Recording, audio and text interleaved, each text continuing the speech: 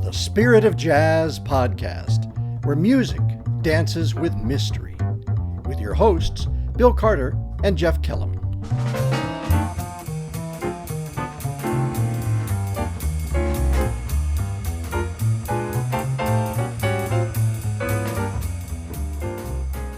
Welcome back to the Spirit of Jazz. This is Bill Carter. And I'm Jeff Kellum. We're moving into the second part of a lengthy conversation we had with a wonderful pianist, Bill Mays. That's right. So let's pick it up and see what he has to say.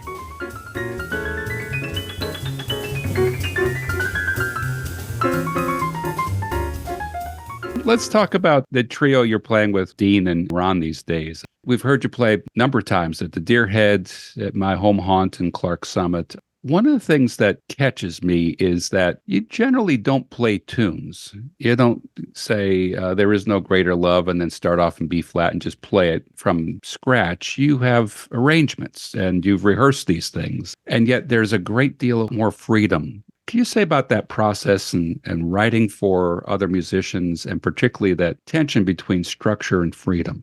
Well, first of all, in that trio, we actually do have about a half dozen things that are unstructured, that are just lead sheets or tunes that we just know. For example, Star Eyes, A Beautiful Friendship, Some Other Time,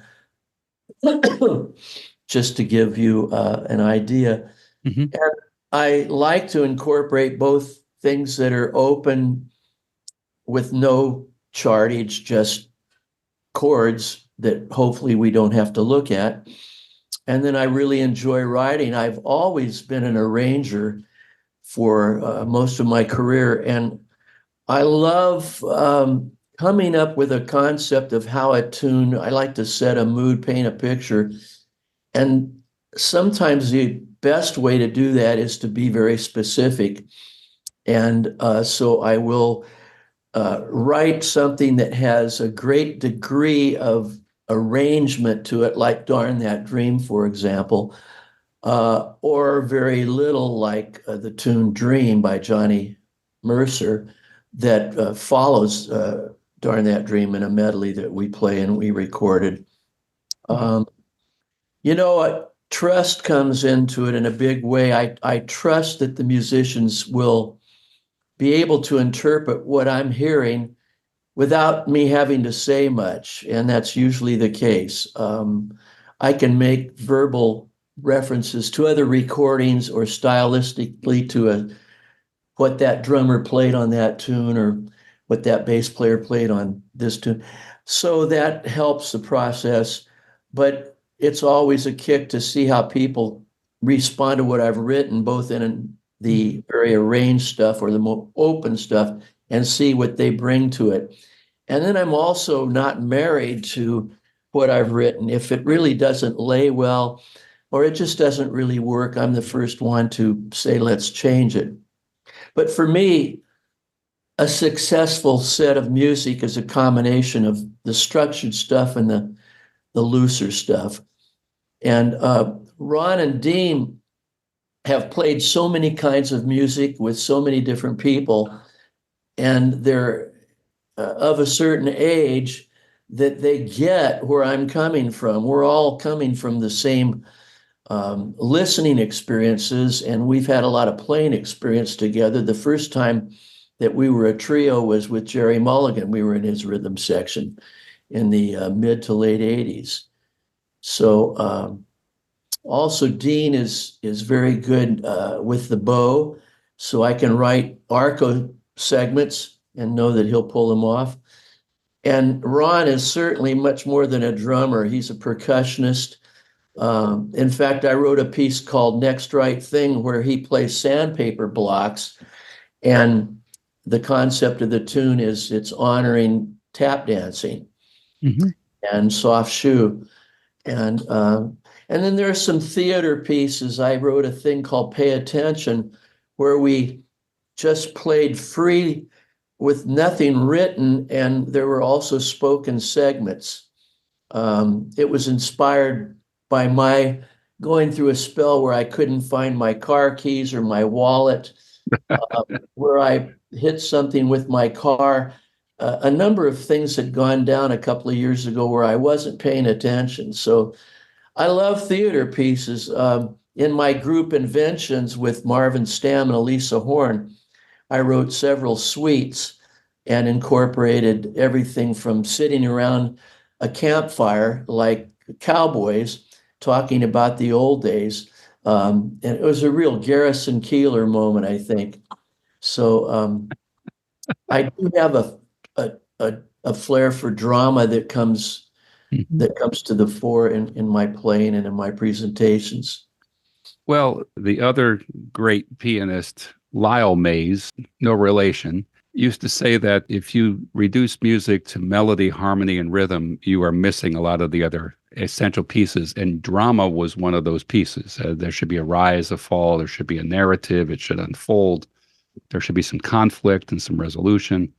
Couldn't agree more. Yeah. Yeah, You yeah. know, Phil Woods used to say, put the horn away, tear down the music stand, and go to an art museum or go have a five-star dinner in a Michelin restaurant or go read a book. And he said, that'll help make you a better musician. And that's certainly true. I'm a big reader. I read a lot these days, and I'm on a news fast. So I'm not reading or listening to the news at all. It's given me about an extra hour and a half a day to read. And I think that certainly reading fiction and reading plays, for example, has helped that, as you mentioned, that arc and the rise and the fall, a plot, a beginning, a middle, and an end, and helps increase the possibility for dramatic happenings in the music. Well, let's talk about this some more because I had mentioned to you, I wanted to pick your brain. How do you cultivate the artistic life? How do I cultivate my artistic life? Yeah, yeah. I'm always doing it. I believe I'm always searching for beauty in everything, whether it's my garden on the deck, making a meal, conversing with somebody. I try to be completely in the moment and completely present. And how I cultivate that is through daily meditation, being involved with music in some way every day. And I am. It can be practicing the keyboard, it can be listening to music, and it can be score study, which I'm doing a lot of right now. Working on your career in terms of booking work. You've got to be creative when you're trying to sell yourself as a musician. I hate doing it, and I've had agents in the past do it for me and still work occasionally with agents, but I do a lot of it on my own. I don't think much about it. I'm just always in the music, always with the music in some way. Also, it's good to get away completely from with a good book or a good game of Scrabble. For me, being active physically, I either swim or ride the bike or play tennis, do something like that every day. And that's a wonderful way to help my focus and my creativity. Bill, you and I are of a certain age. What do you learn from some of the younger musicians? What do they have to teach, or what do you have to learn? Well, I learn how little they know and how little they've listened. I'm working with some students. One's from Brazil, and she never heard of Antonio Carlos Jobim. Now, she's only 17, but give me a break. And some of the trumpet players that are in their late teens have never heard of Thad and Mel. I did a clinic a couple of years ago for piano students, and none of them had heard Art Tatum play. So one of the great joys of working with younger people is to hip them to the music of the people they should be listening to, you know. As great a pianist as Brad Meldau is, it didn't start with him, which was one of the people that this pianist said he was listening to, but hadn't heard of Hank Jones and hadn't heard of Art Tatum. I'm listening to some younger pianists that are coming up and enjoying them, and I'm happy that they're tipping their hat in their playing and in their talking to the audience, to the older musicians, the people that influenced us all. And I find it's a shame that so many young pianists don't know about Nat Cole, the piano player. They don't know about Mead Lux Lewis and Albert Ammons.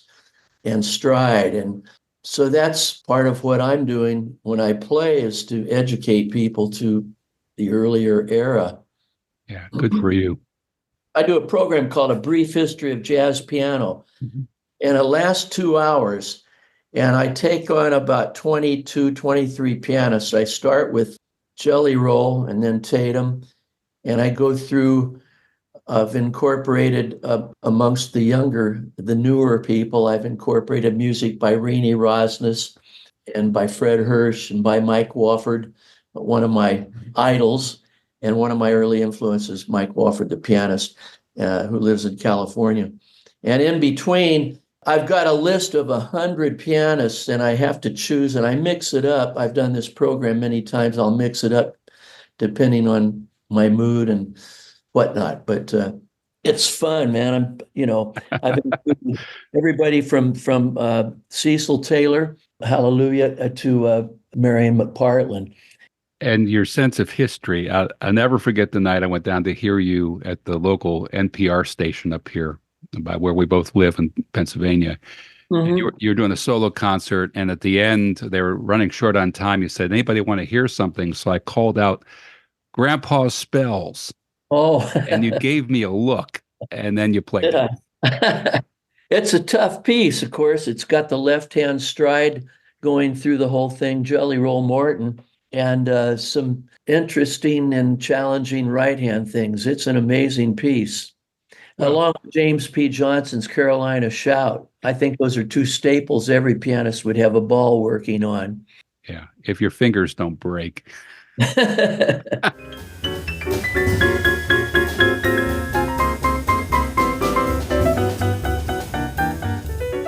Well, and let's talk about the book a little bit. You have collected scores of stories. I can't imagine to see your journals or your cocktail napkins or whatever else you've scribbled these on. Literally, yeah. Funny stuff would happen, and I'd jot it down and throw it in a shoebox. 10 years ago, I decided to write a book. I kind of always thought I'd write at least a pamphlet. And I also went back. I keep all of my diaries. So I went back to those and read through, and that jogged my memory of, oh, this happened on that gig or that happened. And then I also looked at all the records that I was on as a sideman.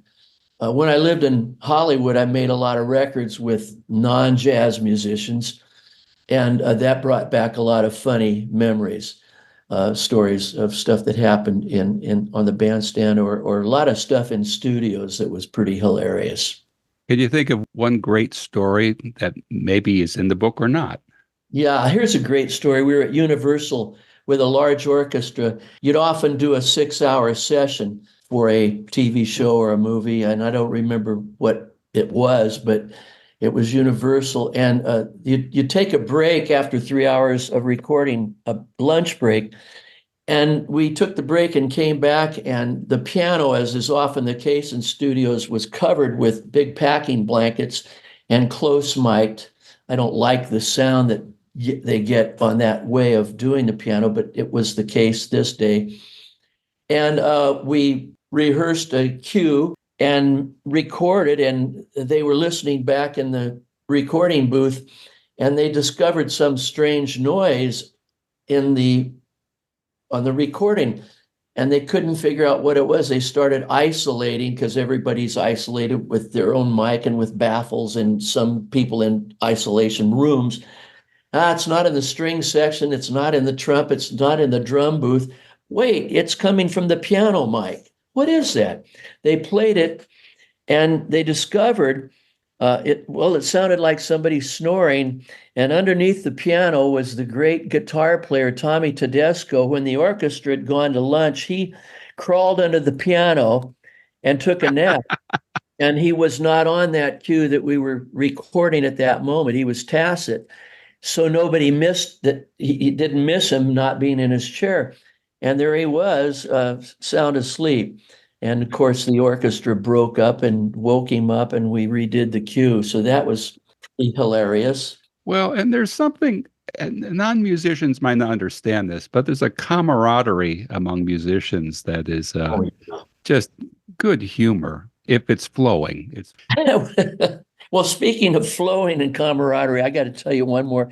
Victor Feldman, the great everything player. Victor Feldman was English. He was a child prodigy as a drummer, and he worked with Miles Davis on Seven Steps to Heaven, and he was a mainstay in the Hollywood studios as a multi-percussionist. And there was an instrument that came out in the 70s called the Mellotron. It was an early sampler.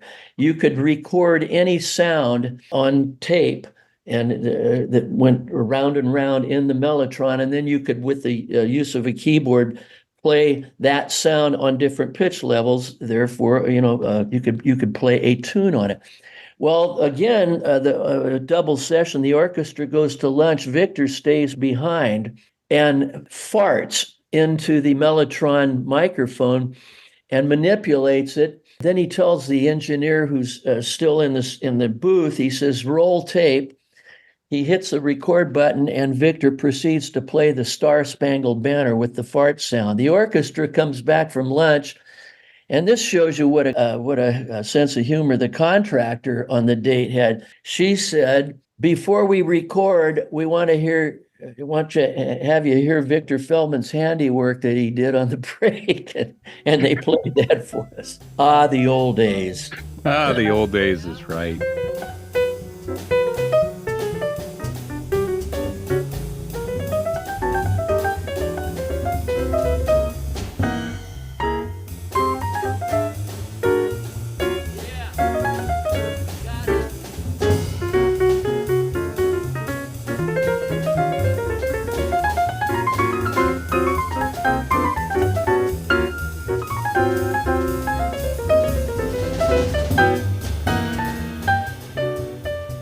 And as that conversation winds up, we also were fortunate to have a conversation with him and his trio some months ago. I'm going to ask them some questions backstage, and then we'll hear a little music. So what exactly are they doing? And the answer is, this is improvised chamber music. That's what this is. And what we had in our first set, we had a little bit of we had jazz standards, or standard tunes that have been jazzed up. We've had things that were completely rearranged, right? And then the 12-step piece it sounded at points like film music. You think? Well, maybe so. When an architect builds a house, he's working from blueprints. And there are subcontractors, and there are lots of elements to building a house. So it's structured. There are plans. When we play this music, there are structures. There is a certain set number of bars in a song, and there are certain chord changes that we're improvising on top of, to put it in a quick nutshell. At times in those pieces, looking at the first set, we leave the chord structure and we freely improvise. And I like to think of it as soundscapes, and we're playing off of each other. And it's completely untalked about or unplanned. Dean might play something on the bass that conjures up a certain feeling. I get a certain feeling inside, and I'm playing off of that feeling or that mood. Or Ron may play something rhythmic that takes me off in a certain direction. Some things are very arranged, like the first two pieces, Autumn Serenade, Lullaby, Leaves Fall, was very open. We're just working from a real simple sketch, a lead sheet. One of These Days is just a lead sheet. 12 Steps, just quickly, I don't want to talk for the next 45. Oh, why not? Do that. My dad was a preacher. I'm used to talk. 12 Steps was built on there are 12 tones in the scale, in the Western scale. And I built that tune 12 Steps on a 12-tone row. We laid, somebody recognized it out there, yes. Did you study with Nadia Boulanger in Paris? So anyway, and then sometimes we have played in concert completely free. There is no talking. I will just point to one of the fellas, and they'll start playing something, and we'll make a composition that way, or I'll start it. Enough from me. Does anybody else want to add to that? Dean? Dean seems to be shy, but he's actually quite vivacious and loquacious. Yeah, want to say something, Don? For me, this is really a fun group to play with because of what Bill said. Everything is very open and anything goes. As long as it's musical, anything goes. We can do whatever we want. I might suggest a rhythmic idea, Bill picks up on it, and then the whole band shifts in that direction. And then Bill will play something, and we'll shift back to where we were before. So the concentration is what it's all about, really. Hearing what's going on with everybody at the same time. And at the same time, remembering the song that you're playing and its form. It has a form. And we might occasionally make a group decision to leave the form, but we know we've left the form. So we always know where we are. And that's, yeah, hopefully. Of course, there's been a few, well, I don't want to get into that, but that's the fun of it for me, because it's totally creative. Anything can happen. And we're taking chances, because we don't know if anything's going to happen. I might play something and it might stink. And I think that's such an important thing to tell any artist, painter or dancer or performer. Don't be afraid to take chances, and don't be afraid to fail. You never will get to the next level if you're not afraid to make a mistake and fail. And at the same time, we're always trying to, I say, shoot the editor that stands up here on your shoulder. That editor can be the music teacher he had as a child that said, "You're no good. You'll never be able to play this instrument," or a parent that discourages you, or anybody. We need to shoot the editor and become fearless and move forward and find our voice in our painting or our piano playing or our whatever the endeavor is. Now I'm getting off into the weeds. You know what? Why don't you guys, let's just play. Yeah. Oh, see, well, we've done it now. Okay. Didn't you have 4 more questions? If you want. Give us one more. I want to see what you come up. Give you one more. So it's like you're dancing together in the air. Well, that's nicely put. Yeah, we are. You know, it's kind of a ballet that's created in the moment, but there's an architecture to it. I mean, one of the things, Bill, I love about your music, and I've heard this group now 4 times, is that there's an architecture structure to the performance, and there's always an excellence in the right chord choice and the movement and the drama. And yet there's freedom to just kind of go for it. And you guys do. And I love that. Thank you.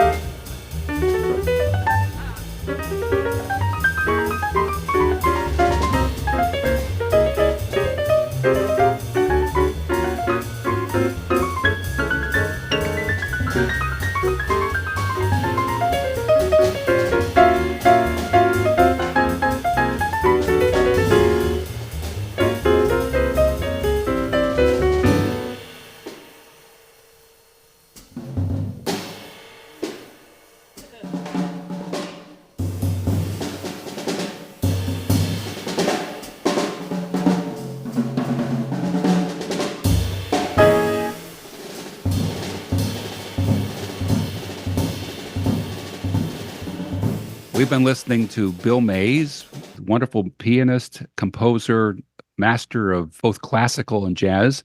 And he's been talking with his trio and playing with them, with Ron Vincent and Dean Johnson. Thanks for tuning in to this episode. We encourage you to go to the Presbybop.com website or to the BillMays.net website and find more information. Thanks for tuning in. Thanks for listening to the Spirit of Jazz podcast. This is a production of Presbybop Music. To find out more about Presbybop, our music, concerts, and recordings, please explore our website at www.presbybop.com. And send us a note telling us what you think about the Spirit of Jazz. We'd love to hear from you. Check in with us again next time. I'm Jeff Kellum. And I'm Bill Carter. Thanks for tuning in.